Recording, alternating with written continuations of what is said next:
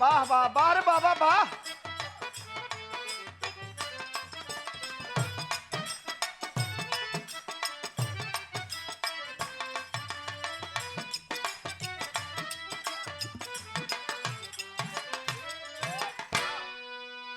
अच्छा, अपने बैठल साहेब लोग के प्रणाम करतानी, उपस्थित अपने कलाकार बंधु लोग के प्रणाम करतानी, जे भी हमारे गीत के टेलीविजन पर देख रहा बा हम सबके प्रणाम करतानी, अपने बड़का भैया विजय लाल के प्रणाम करतानी, रानी जी के प्रणाम करतानी।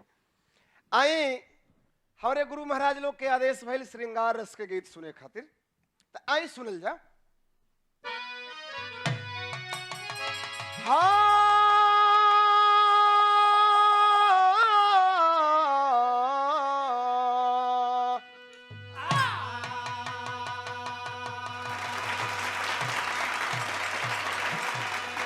हमारे बिरहा में भूमिका हो सर ससरी जन सरो रूह की होती सदा, जिसके जीवन का कीचड़ ही आधार है। बेर के काट के लेके कातिल मगर गले गुलाब के कांटों का हार है।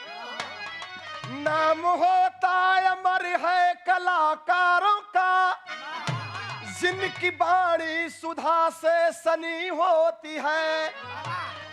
चित्त चंचल चतुर चैन से चेतले, चित्त चंचल चतुर चैन से चेतले, चांदनी चाँद से चौगुनी होती है।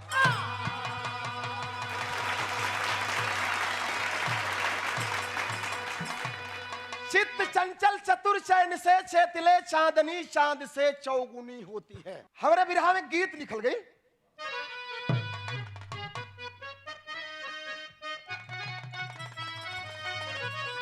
वह गीत हो भैया, देखाई उषा मंगेशकर जी हमसे गावे खातिर आइल बड़ी, बड़ा मन सरहंग मनावत ताड़ी भाई, लेकिन गीत लिखल गई। कौन गीत है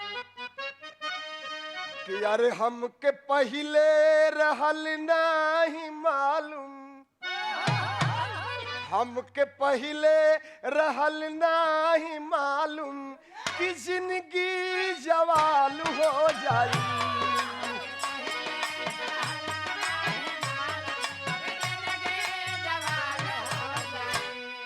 हमके पहले रहल नहीं मालूम कि जिंदगी जवाल हो जाई। हम न जनली कि आपन में हरिया, अरे हम न जनली कि आपन में हरिया से जरिया पर काल हो जाई।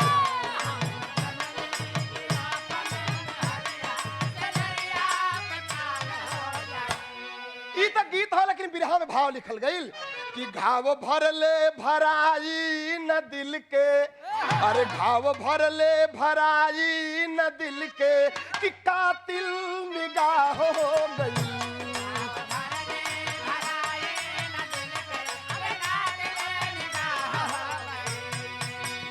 कि घाव भरले भराई न दिल के कि अरे कातिल निगाह हो गई। अरे सुरा सुंदरी फैशन जवानी में दुनिया तबाह हो गई।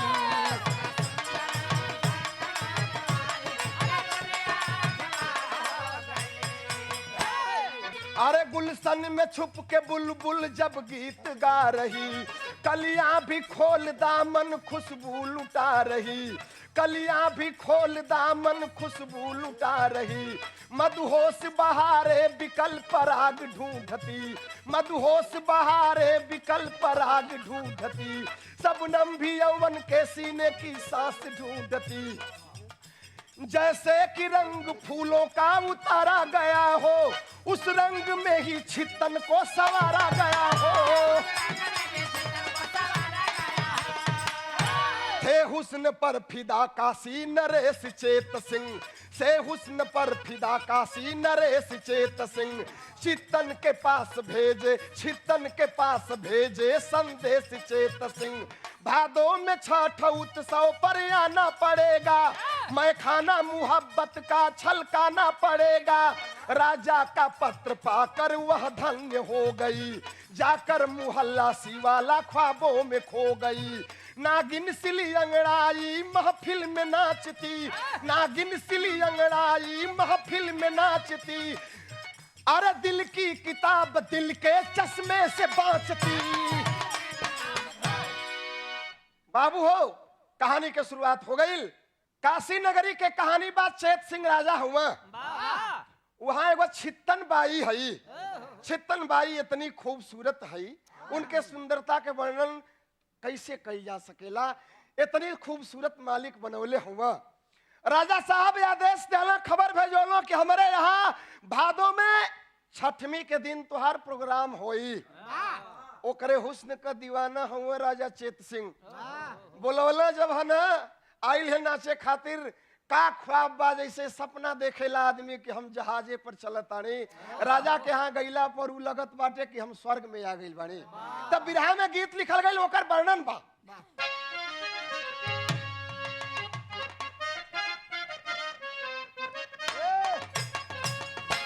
वह गीत बा कि अरे जान ऐसे ना मारा जान, अरे जान ऐसे ना मारा जान नयन के खंजर से।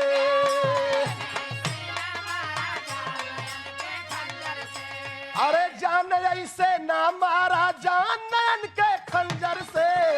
अरे कैलू बहुतन के कुर्बान नयन के खंजर से।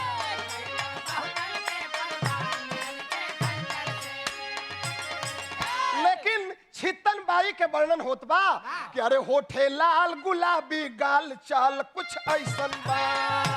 होठे लाल गुलाबी गाल, अरे होठे लाल गुलाबी गाल चाल कुछ ऐसन बा। अरे जैसे लगल 16वां साल चाल कुछ ऐसन बा। जैसे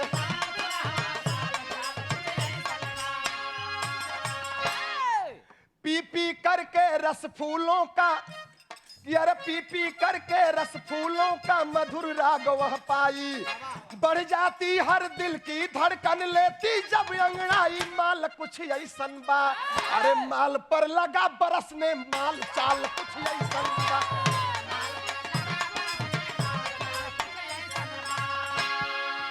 इतनी खूबसूरत गावे ली कि लगता कि साचो के सरस्वती माई साक्षात बैठल है। बिरहा के टेरी हो कि अरे कोहिनिया छित्तन बाई सुघरी, कि अरे नाचत देख लिए सब दागीली बदनिया। नाचत है ना, इतनी खूबसूरत नाचत बा कि नाचे में है घघरिया उठ गई। और जब घघरिया उठ गई तो है मैं जंघिया दिखाई देवे लगल। तो लोग देख लिहल कि छित्तन बाई के जंघिया पर कोढ़ का निशान है। तो किस्मत की कश्ती डूब गई, हसरत का साहिल दूर हुआ। किस्मत की कश्ती डूब गई, हसरत का साहिल दूर हुआ। जितनी जिसमें रंगीन थी तस्वीरें, वह दिल दर्पण भी चूर हुआ। करलाल नयन बोले राजा, कोढ़िन क्या कला दिखाएगी। जो राज खुला है आज यहाँ अब उसे छिपाना पाएगी। आदेश है मेरा छोड़ देश, तुम अभी यहाँ से चल जाओ। आदेश है मेरा छोड़ देश, तुम अभी यहाँ से हट जाओ। बदनाम बेहया बेस्या तुम जा मौत के गले लिपट जाओ। मेहना बन बान चुभा दिल में, मेहना बन बान चुभा दिल में। छित्तन बाई रो रही बिकल, काजल कपोल पर लुढ़क रहा रक्तावलियास बहे अबिरल। राजा आदेश देते हैं कि कोढ़िन का हमारा मनोरंजन कराई, चली जाओ, जाओ कहीं मर जाओ। चल देती है उदास होकर कि बाबू बिरहा में विदेशिया हो कि गंगा किनारे जाके हर कहन लागी छित्तन बाई। हर दुनिया में कतई ना हम के चयनवा कि भइले जनमऊहा देह का व्यापार जहाँ माता बहिन के ना मिले आस्थानवा हम भगिनिया की यह किस्मतिया बा क्या रे दूर में से बोले कि नाराम ते ही छनवा। बाबू हो गंगा के किनारे जाके सोचत बा यही पानी में डूब के मर जाई अपन जान दे दें। जब वही पानी में कदम आगे बढ़ावत बा तब तक अघोर पंथ के बाबा कीनाराम देख लिए। रुक जा बेटी। बेटी शब्द सुनते रुक गई, मुड़ करके देखती है कौन? बाबा कीनाराम। बाबा का कहला है बिरहा में गीत हो।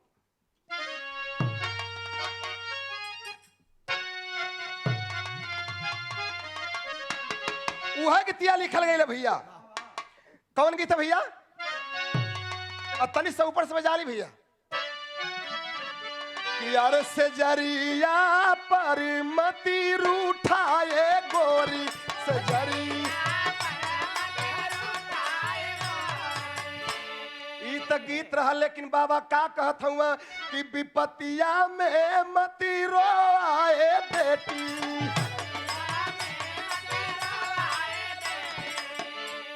अरे दाग बदनिया का धोवाए बेटी विपतिया में मती रोवाए बेटी।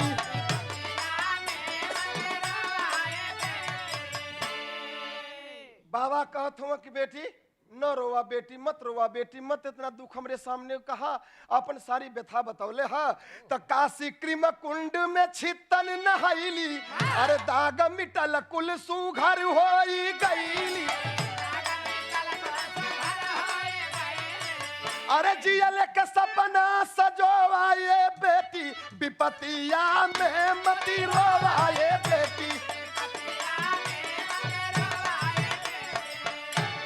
कहत हूँ बेटी मत रोवा बेटी, तुम्हारी कोड़ के दाग छूट जाई। जा काशी में कृम कुंड में स्नान कला।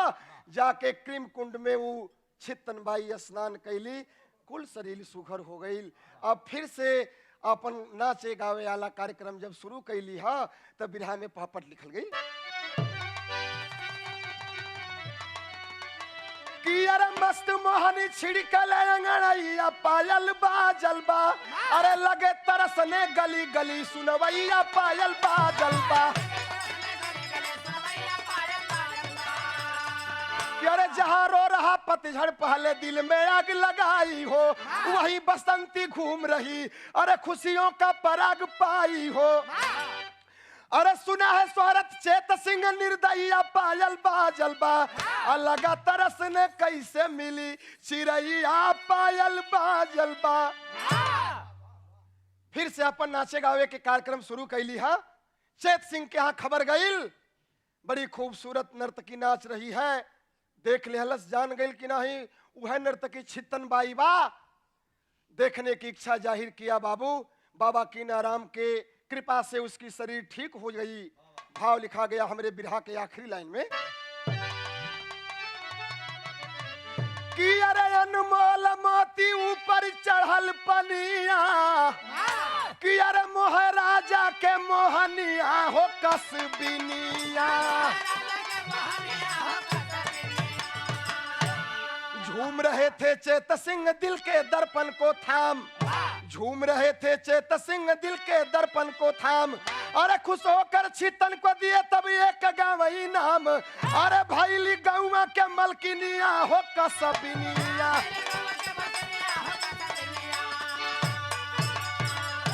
जब तक जीवित रही छितन काशी में रही मशहूर। वही गांव छितन बाई का हुआ है छित्तूपुर।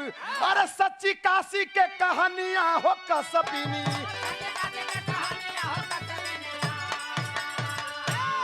वह खुश होके राजा और नर्तकी के एगो गांव इनाम दिला कि तू एकर राज तू चलेबू, एकर ऐसे तोहार खर्चा चली। वह छितन बाई के नाम पर बनारस में आज मशहूर जगह छित्तूपुर है।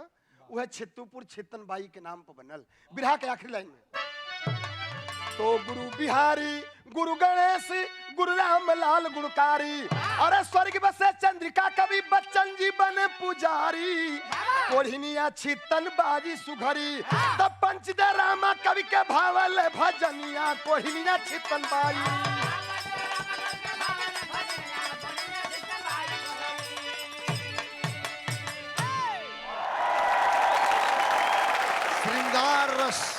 श्रृंगार रस बड़ा खूबसूरती से श्रृंगार रस पंचदेव पांडे जी रुआ सबके सुनौली है। रुआ सब सुन रहल बानी, आशीर्वाद दे रहल बानी